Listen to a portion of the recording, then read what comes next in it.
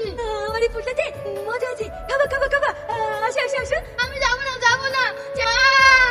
এই তোমার ছেলে গেলে কোথায় যাচ্ছি? ছাড় বলছি ছাড় না। আমি ওকে ছাড়বো না। এই তোমরা কে বলেছো তাড়াতাড়ি আসো গো।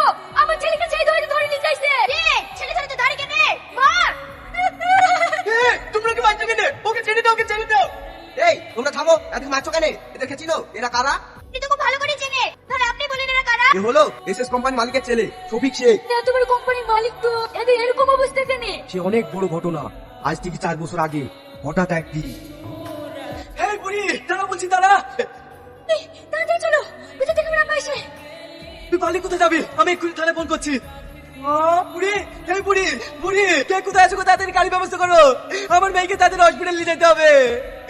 ডাক্তার বাবু, আমার মেয়ে ঠিক আছে তো? কত দেখুন ঠিক আছে, কিন্তু ব্রেনে প্রচুর আঘাত হয়েছে। এই আঘাতের কারণে কোনো সময় আপনার মেয়ের স্মৃতিশক্তি চলে যেতে পারে। তাই আপনাকে বলছি কোনো সময় আপনার মেয়েকে টেনশন দেবেন না। ডাক্তার বাবু, আমার ছেলে কিছু হয়নি তো?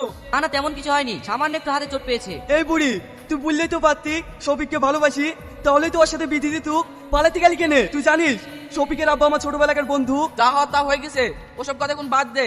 বুড়িকে এখন বাড়ি লিস, তারপর একদিন ভালো দিন দেখি ছেলে মেয়ে ধুমধাম করে বিয়ে দেবো। ঠিক আছে, তাই হবে। আয় আয় বস, ভালো আছি তো ভাই? এই তুই আমাকে ভাই বললি কেন? বিয়ে ফেলতে পারিস নি?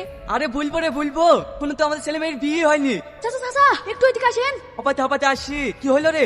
রীতিকে পাওয়া যাচ্ছে না। পাওয়া যাচ্ছে না মানে? একটু আগে তো দেখনু বুড়ি ঘরে বসেছিল, দেখা ঘরে কোথাও না কোথাও আছে। না না চাচা, আমি সব জায়গায় খুঁজনু, কোথাও পাওয়া যাচ্ছে না। ঠিক আছে, আমি বাড়ির দিকটা দেখছি, তুই বাড়ি মানে দেখা। ঠিক আছে। শফিক শফিক, রীতি অন্য ছেলের সাথে পালিয়ে গেছে। এই তুই কি বলছিস রে?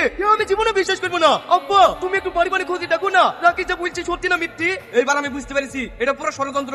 এই তোরা আয়। ইয়াসিন, এই ইয়াসিন বেরিয়ে আয়।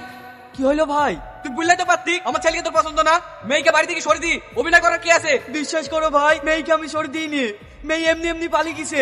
চুপ কর, তোর এই বানানি কথা আমি জীবনে বিশ্বাস করবো না। চাচা চাচা, বুড়িকে পাওয়া গেছে। আমি এক্ষুনি বাজারে দেখে আসনু। তাহলে বুড়িকে সঙ্গে করে লাশ নিলি কেনে?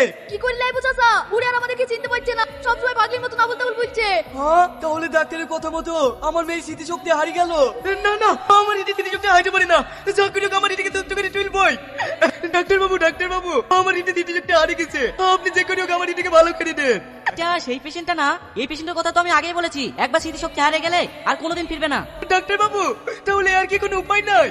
উপায় একটাই, টাইম মতো খাওয়াবেন আর উপরওয়ালাকে ডাকবেন। আল্লাহ গো, আমি আর তোমার কাছে কিচ্ছু চাইনি, তুমি যদি আমার স্মৃতিশক্তি ফিরিয়ে দাও।